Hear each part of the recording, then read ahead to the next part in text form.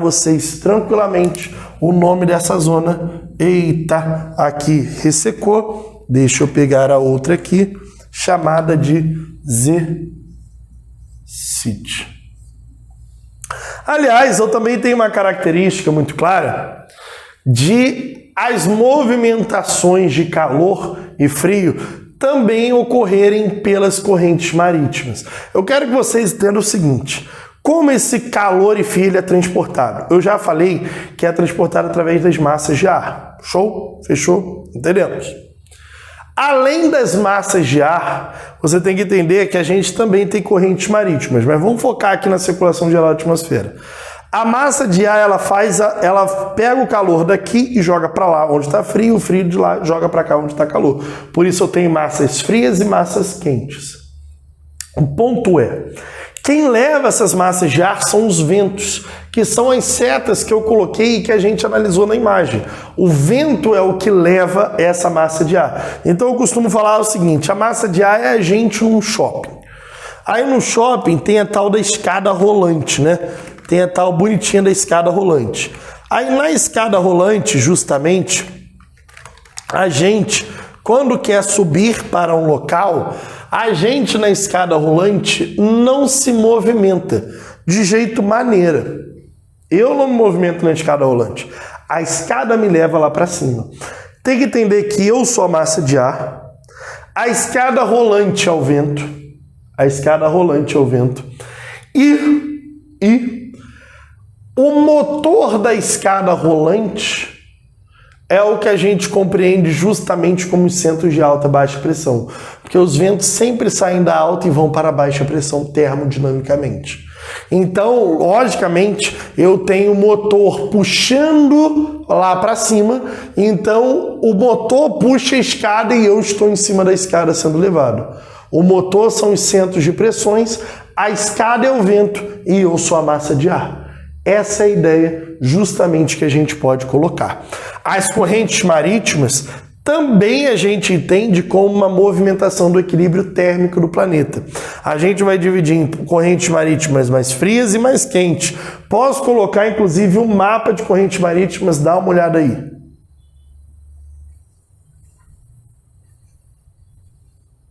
Vem aqui para mim. Se liga, as correntes marítimas frias, normalmente a gente vai caracterizar como algumas aqui, ó, que eu vou colocar o nome bonitinho para vocês. Porém, se liga, as correntes marítimas frias, onde elas passam próximas do continente, acabam por assim gerar processos de ressurgência que esses processos e casos de ressurgência geram desertos. Como o caso da Humboldt, que passa e forma o deserto do Atacama, na América do Sul. A de Bengala, que passa e forma na região da Namíbia, justamente no sul da África. Como o caso das Canárias, que passam e geram parte do Saara. O da Califórnia, que gera do oeste estadunidense. O da Antártida, justamente na região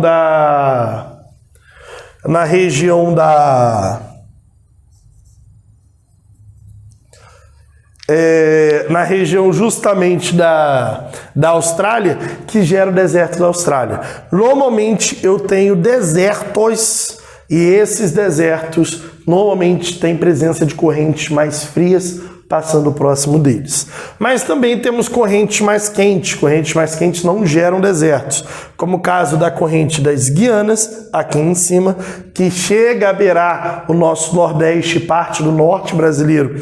Essa corrente, a corrente brasileira, a corrente do Golfo, justamente aqui no leste estadunidense, e a corrente norte atlântica, justamente pegando a parte da Península Ibérica, são correntes mais quentes no geral. Se a gente reparar, a presença de desertos normalmente estão a oeste dos continentes. Olha, a oeste da América do Norte, a oeste da América do Sul, a oeste do sul da África, a oeste também da região justamente da Austrália. Então, normalmente a gente também tem uma característica, a gente vai estudar um pouco mais isso na aula que vem, dos desertos serem formados para esse lado.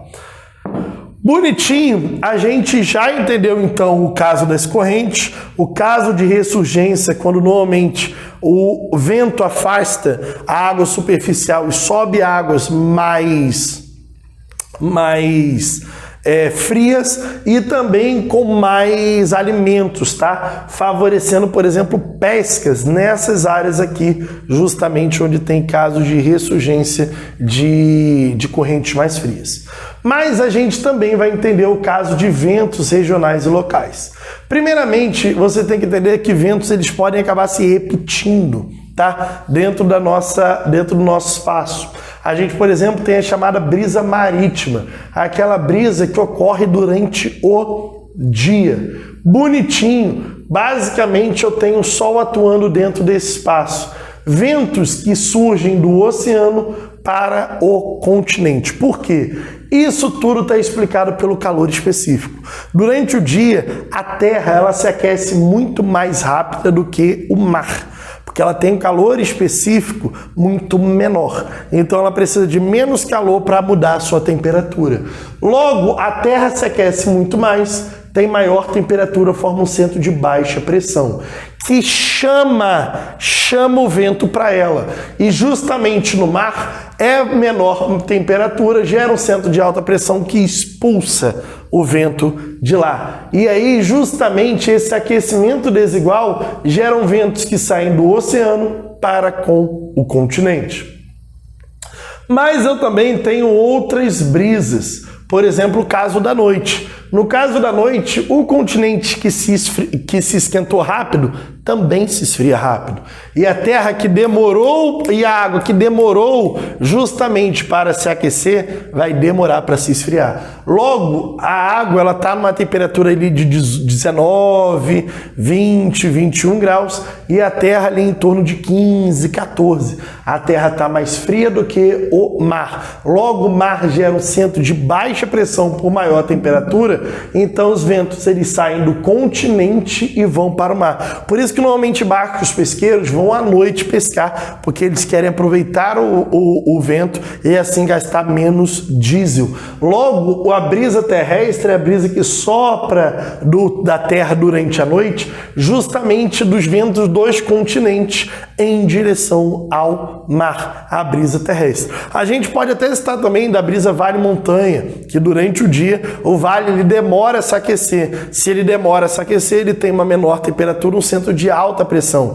Então, durante o dia, eu posso colocar a imagem para vocês, os ventos sempre saem da parte mais baixa e vão para a parte mais alta, tá? E aí gerando uma brisa de vale. Já durante a noite, a gente tem o vale mais aquecido e aí o vento passa a sair do topo da montanha para as regiões do vale. Brisa de vale e montanha também acontece dentro desse intuito. A gente pode pegar essa lógica que é diária e transferir essa lógica para a lógica anual. E a gente coloca justamente as chuvas e ventos de monções que acontecem principalmente no Sudeste Asiático. Pare e pensa, aqui durante o dia a Terra não se aquece mais rápido? Durante o verão a Terra se aquece mais rápido.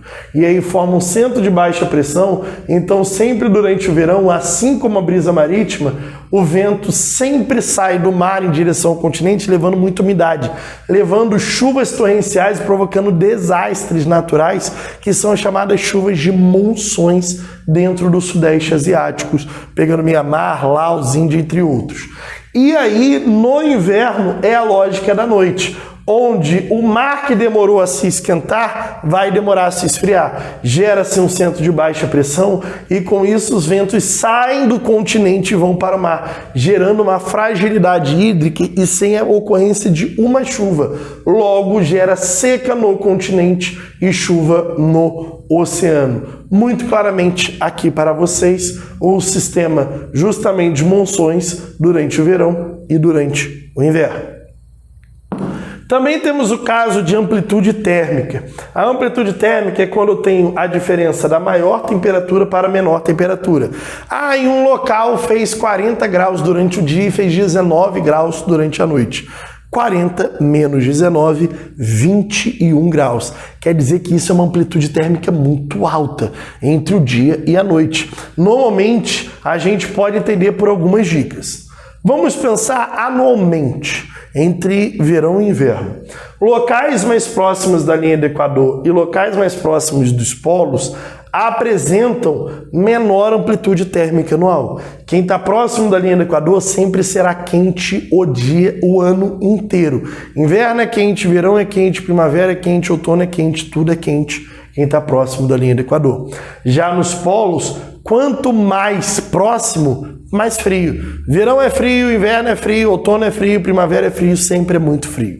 Mas quem está mais distante, ou seja, quem está na zona temperada, distante do polo, distante da linha do Equador, nessa zona aqui, consegue sentir uma maior amplitude térmica anual. A diferença entre inverno, verão, primavera e outono. Consegue sim sentir essa diferença à medida que eu me distancio mais da linha do Equador e dos polos, fico ali no meio.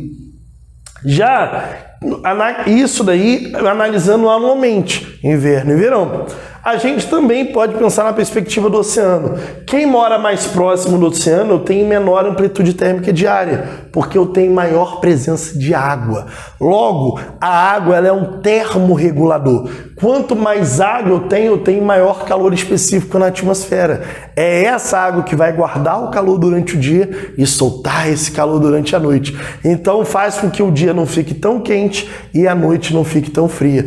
Então locais próximos do oceano, eu vou ter 30 graus de temperatura durante o dia e 27, 26 durante a noite. Locais mais distantes do oceano, que não tem tanta água assim, eu vou ter maior temperatura 36, 37 e menor temperatura 21, 22 durante a noite. Quanto mais distante da água, eu terei maior amplitude térmica diária. Por isso que no deserto eu tenho baixa presença de água, baixo regulador térmico, então eu tenho dia muito quente e noite muito fria, justamente nas áreas desérticas.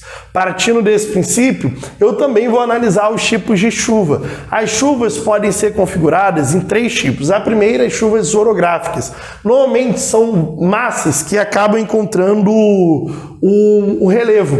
Esse relevo, esse encontro com essa barreira, gera justamente a advecção do ar, gera a subida do ar. Isso ele acaba se esfriando e provocando chuvas em um lado que a gente vai chamar de barlavento. O outro lado, onde basicamente as chuvas não chegam, ou seja, o local mais seco, só tá vento, não tem chuva, só tá vento aqui. Basicamente só venta, mais nada de chuva. Então, o barlavento, chuva nessa região. No outro, só tem vento, só tá vento, não tem chuva. Porque chove de um lado e não chove do outro, nas chuvas orográficas. Já nas chuvas convectivas, é o caso, claro, das chuvas de final de verão, onde eu tenho chuvas torrenciais provocadas por muito calor. É nessas chuvas que eu tenho relâmpagos, tenho raios, tenho a presença de chuvas de granizo, justamente provocam diversos desastres naturais justamente nesse momento. Chuvas intensas que acontecem no final da tarde, aquelas chuvas torrenciais, rápidas, que as gotas são enormes, justamente as chuvas convectivas. E as chuvas frontais são aquelas chuvas onde há um encontro de massas. Normalmente entra uma massa mais fria, uma massa mais quente e as duas se encontram. São chuvas normalmente mais duradouras, demoram a noite inteira e com uma baixa intensidade no geral se comparado às chuvas torrenciais. Claro que as duas podem acontecer ao mesmo tempo e aí a intensidade também ser muito alta. Na relação pressão e altitude, eu só quero que vocês entendam que quanto mais próximo do nível do mar, quanto mais baixa a minha altitude, a altitude é sempre a altura em relação ao nível do mar. A altura, eu posso dizer, a altura até essa região aqui é 1,90 m, 1,80 m. Agora, a altitude desse ponto, eu não sei, vou ter que medir lá no nível do mar. Talvez esteja uns 40 metros do nível do mar, essa altitude aqui. Justamente a pressão em ATM, um ATM é a pressão no nível do mar. Quanto mais a gente sobe, mais apresenta queda de pressão. A pressão atmosférica desce, porque o ar se torna mais rarefeito. Então, normalmente, quando alguma seleção vai jogar em regiões mais altas, precisa aclimatar aquela galera, justamente porque lá tem menos oxigênio. A bola corre mais rápido no chute, justamente porque eu tenho menos resistência do ar, porque eu tenho menor pressão interação entre as moléculas em altitude. Olha, eu falei sobre muita coisa nessa aula. Eu espero realmente que vocês tenham entendido tudo. Galera, por favor, não deixem de dar uma papirada. E eu peço que, por favor, se tu não é inscrito no canal, se inscreve no canal. Se gostou da aula, dá aquele like no vídeo e compartilha para todos que estão papirando. Tranquilo? Eu acho que já falei muito. Muito obrigado por vocês assistirem essa aula. Beijos e abraços. Nos vemos. Até mais.